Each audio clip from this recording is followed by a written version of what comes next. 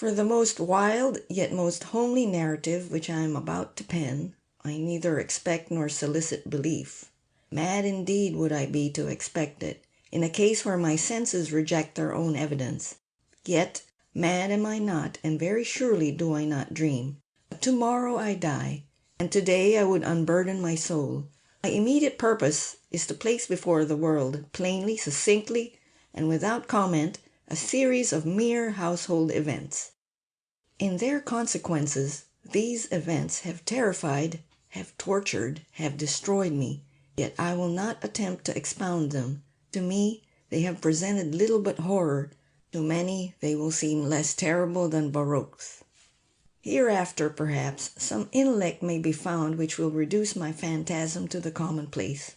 Some intellect more calm, more logical, and far less excitable than my own, which will perceive in the circumstances I detail, with awe, nothing more than an ordinary succession of very natural causes and effects. From my infancy I was noted for the docility and humanity of my disposition. My tenderness of heart was even so conspicuous as to make me the jest of my companions. I was especially fond of animals, and was indulged by my parents with a great variety of pets. With these I spent most of my time, and never was so happy as when feeding and caressing them. This peculiarity of character grew with my growth, and in my manhood I derived from it one of my principal sources of pleasure.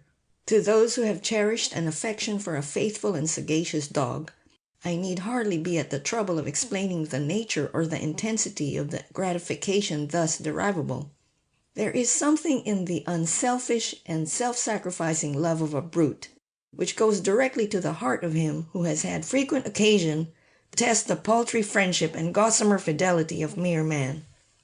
I married early, and was happy to find in my wife a disposition not uncongenial with my own. Observing my partiality for domestic pets, she lost no opportunity of procuring those of the most agreeable kind.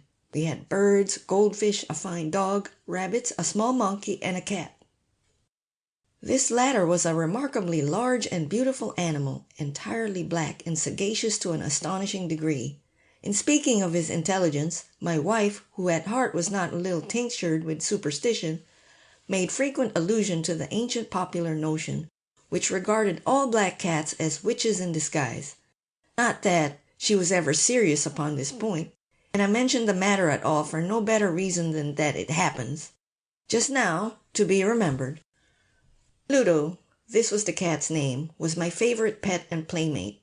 I alone fed him, and he attended me wherever I went about the house. It was even with difficulty that I could prevent him from following me through the streets. Our friendship lasted, in this manner, for several years, during which my general temperament and character, through the instrumentality of the fiend Intemperance, had, I blush to confess it, experienced a radical alteration for the worse. I grew day by day more moody, more irritable, more regardless of the feelings of others. I suffered myself to use intemperate language to my wife. At length I even offered her personal violence. My pets, of course, were made to feel the change in my disposition. I not only neglected them, but I ill-used them. For Pluto, however, I still retained sufficient regard to restrain me from maltreating him, as I made no scruple of maltreating the rabbits, the monkey, or even the dog, when by accident or through affection they came in my way. But my disease grew upon me, for what disease is like alcohol? And at length even Pluto, who was now becoming old, and consequently somewhat peevish, even Pluto began to experience the effects of my ill temper. One night, returning home much intoxicated from one of my haunts about town, I fancied that the cat avoided my presence. I seized him, when in his fright at my violence, he inflicted a slight wound upon my hand with his teeth. The fury of a demon instantly possessed me. I knew myself no longer. My original soul seemed at once to take its flight from my body, and a more than fiendish malevolence, gin-nurtured, thrilled every fibre of my frame. I took from my waistcoat pocket a penknife, opened it, grasped the poor beast by the throat, and deliberately cut one of its eyes from the socket. I blush, I burn, I shudder while I pen the damnable atrocity. When reason returned with the morning, when I had slept off the fumes of the night's debauch, I experienced a sentiment half of horror, half of remorse for the crime of which I had been guilty. But it was, at best, a feeble and equivocal feeling, and the soul remained untouched. I again plunged into excess, and soon drowned in wine all memory of the deed. In the meantime the cat slowly recovered. The socket of the lost eye presented, it is true, a frightful appearance, but he no longer appeared to suffer any pain.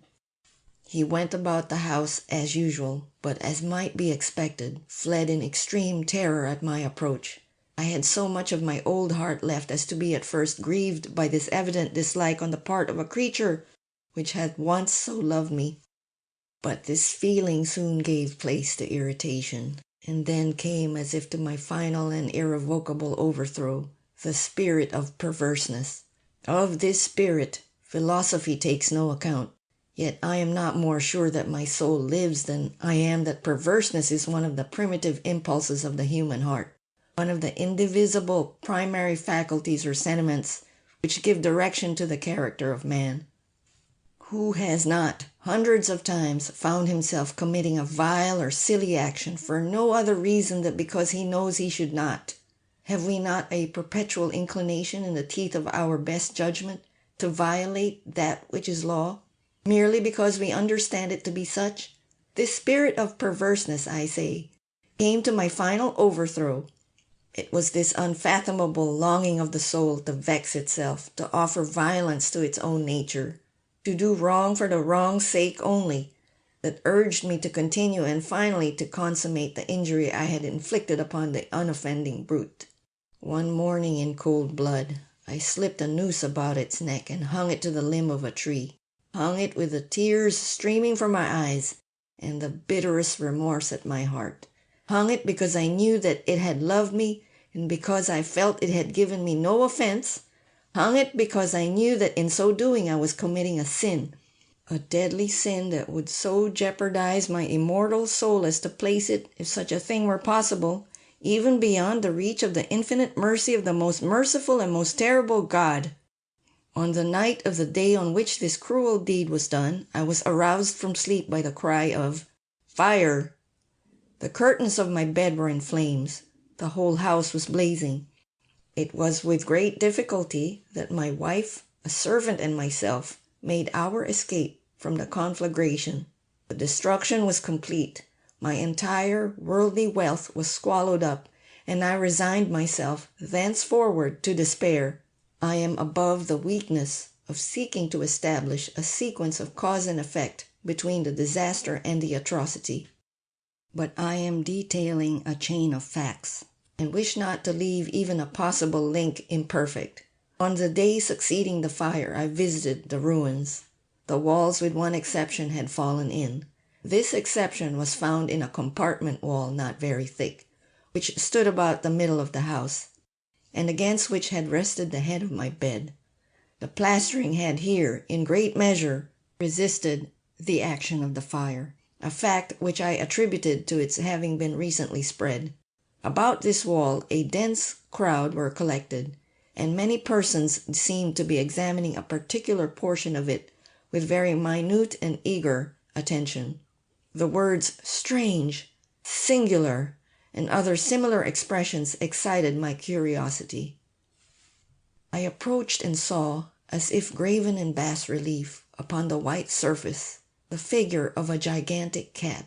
The impression was given with an accuracy truly marvelous. There was a rope about the animal's neck. When I first beheld this apparition, for I could scarcely regard it as less, my wonder and my terror were extreme, but at length reflection came to my aid. The cat, I remembered, had been hung in a garden adjacent to the house. Upon the alarm of fire, this garden had been immediately filled by the crowd, by someone of whom the animal must have been cut from the tree and thrown through an open window into my chamber. This had probably been done with the view of arousing me from sleep. The falling of other walls had compressed the victim of my cruelty into the substance of the freshly spread plaster, the lime of which, with the flames and the ammonia from the carcass, had then accomplished the portraiture as I saw it. although I thus readily accounted to my reason, if not altogether to my conscience, for the startling fact just detailed, it did not the less fail to make a deep impression upon my fancy. For months I could not rid myself of the phantasm of the cat, and during this period there came back into my spirit a half-sentiment that seemed, but was not, remorse. I went so far as to regret the loss of the animal, and to look about me among the vile haunts which I now habitually frequented, for another pet of the same species, and of somewhat similar appearance, with which to supply its place. One night, as I sat, half stupefied, in a den of more than infamy, my attention was suddenly drawn to some black object, reposing upon the head of one of the immense hogsheads of gin or of rum, which constituted the chief furniture of the apartment. I had been looking steadily at the top of this hogshead for some minutes, and what now caused me surprise was the fact that I had not sooner perceived the object thereupon. I approached it and touched it with my hand. It was a black cat, a very large one, fully as large as Pluto, and closely resembling him in every aspect. But only Pluto had not a white hair upon any portion of his body, but this cat had a large, although indefinite, splotch of white, covering nearly the whole region of the breast. Upon my touching him, he immediately arose, purred loudly, rubbed against my hand, and appeared delighted with my notice. This, then, was the very creature of which I was in search. I at once offered to purchase it of the landlord, but this person made no claim to it, knew nothing of it, had never seen it before.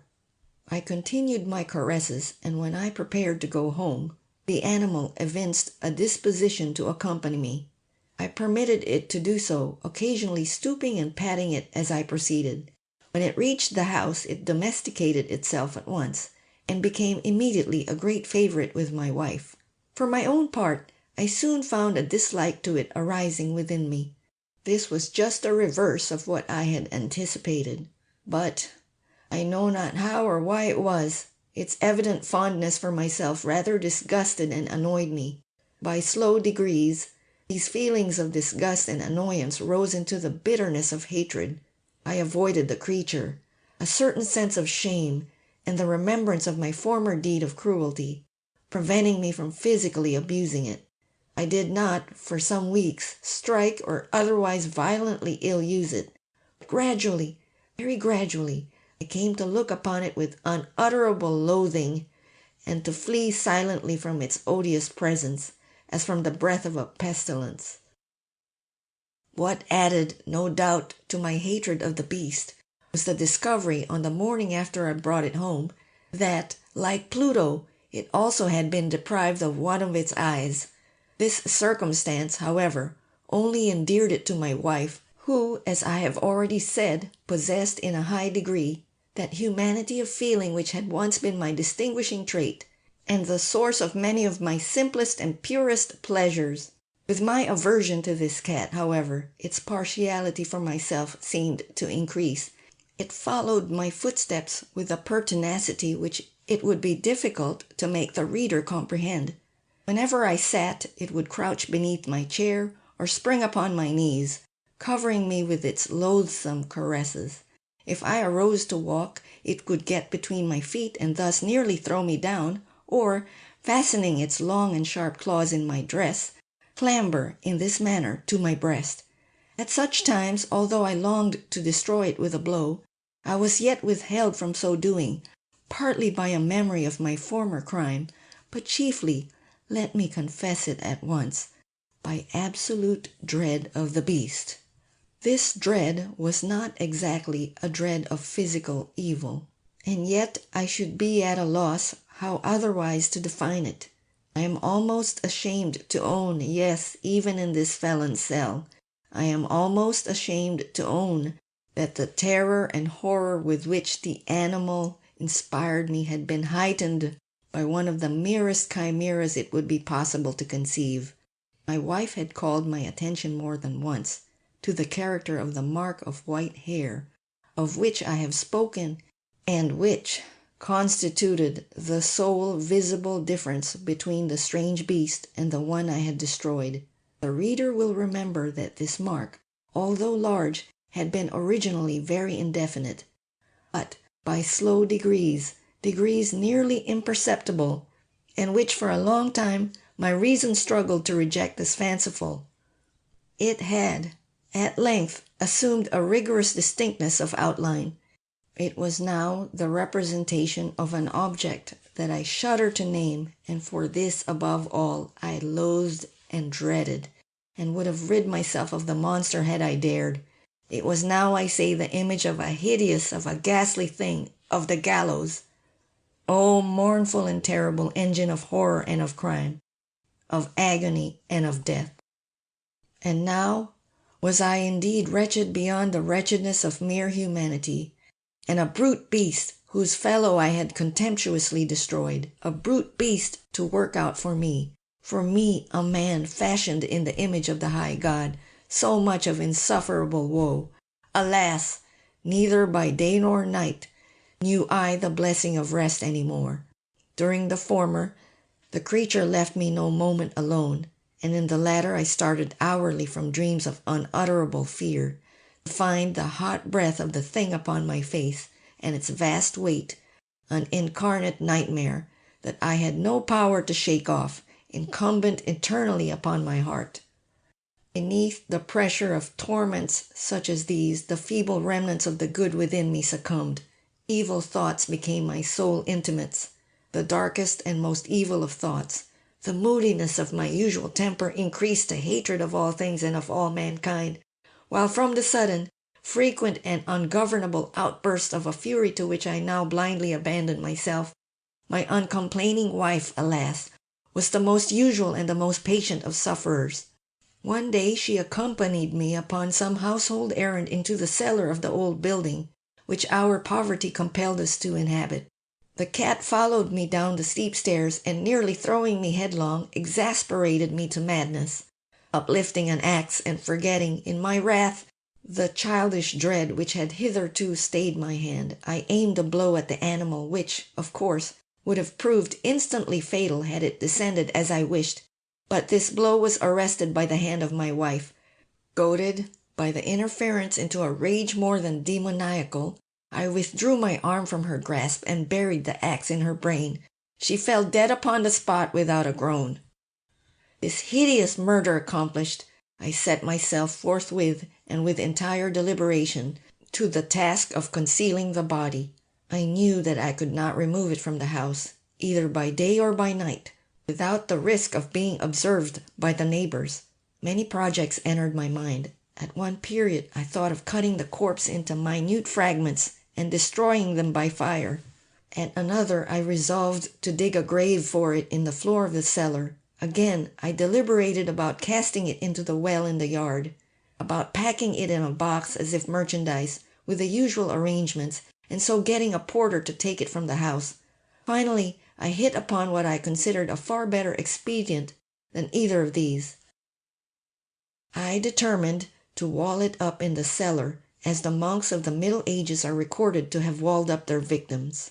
For a purpose such as this, the cellar was well adapted. Its walls were loosely constructed, and had lately been plastered throughout with a rough plaster, which the dampness of the atmosphere had prevented from hardening. Moreover, in one of the walls was a projection, caused by a false chimney or fireplace, that had been filled up and made to resemble the rest of the cellar. I made no doubt that I could readily displace the bricks at this point, insert the corpse, and wall the whole up as before, so that no eye could detect anything suspicious. And in this calculation I was not deceived. By means of a crowbar I easily dislodged the bricks, and having carefully deposited the body against the inner wall, I propped it in that position, while, with little trouble, I relaid the whole structure as it originally stood. Having procured mortar, sand, and hair with every possible precaution, I prepared a plaster which could not be distinguished from the old, and with this I very carefully went over the new brickwork. When I had finished, I felt satisfied that all was right. The wall did not present the slightest appearance of having been disturbed. The rubbish on the floor was picked up with the minutest care. I looked around triumphantly and said to myself, "Here at least then my labor has not been in vain. My next step was to look for the beast, which had been the cause of so much wretchedness, for I had length firmly resolved to put it to death. Had I been able to meet with it at the moment, there could have been no doubt of its fate, but it appeared that the crafty animal had been alarmed at the violence of my previous anger, and forbore to present itself in my present mood. It is impossible to describe or to imagine the blissful sense of relief which the absence of the detested creature occasioned in my bosom. It did not make its appearance during the night, and thus, for one night at least, since its introduction into the house, I soundly and tranquilly slept. I slept, even with the burden of murder upon my soul. The second and the third day passed, and still my tormentor came not. Once again I breathed as a free man. The monster in terror had fled the premises forever. I should behold it no more. My happiness was supreme. The guilt of my dark deed disturbed me but little. Some few inquiries had been made, but these had been readily answered. Even a search had been instituted, but of course nothing was to be discovered. I looked upon my future felicity as secured. Upon the fourth day of the assassination, a party of the police came very unexpectedly into the house, and proceeded again to make a rigorous investigation of the premises. Secure, however, in the inscrutability of my place of concealment, I felt no embarrassment whatever. The officers bade me accompany them in their search. They left no nook or corner unexplored. At length, for the third or fourth time, they descended into the cellar. I quivered not in a muscle. My heart beat as calmly as that of one who slumbers in innocence. I walked the cellar from end to end. I folded my arms upon my bosom, and roamed easily to and fro. The police were thoroughly satisfied and prepared to depart. The glee at my heart was too strong to be restrained.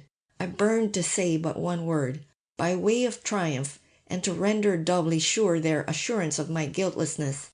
"Gentlemen," I said at last, as the party ascended the steps, "I delight to have allayed your suspicions. I wish you all health and a little more courtesy. By the by, gentlemen, this is a very well constructed house." In the rabid desire to say something easily, I scarcely knew what I uttered at all. I may say an excellently well constructed house. These walls, are you going, gentlemen? These walls are solidly put together, and here, through the mere frenzy of bravado, I rapped heavily with a cane which I held in my hand, upon that very portion of the brickwork behind which stood the corpse of the wife of my bosom. But may God shield and deliver me from the fangs of the arch-fiend!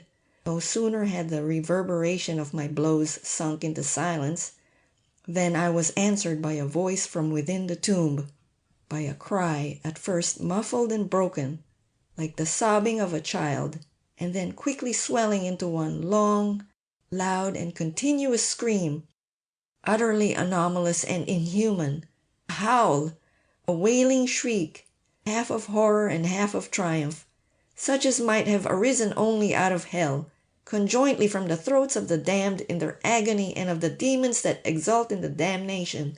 Of my own thoughts it is folly to speak. Swooning, I staggered to the opposite wall. For an instant the party upon the stairs remained motionless, through extremity of terror and of awe.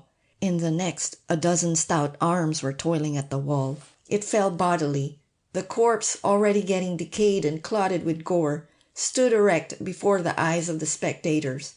Upon its head, with red, extended mouth and solitary eye of fire, sat the hideous beast whose craft had seduced me into murder, and whose informing voice had consigned me to the hangman. I had walled the monster up within the tomb.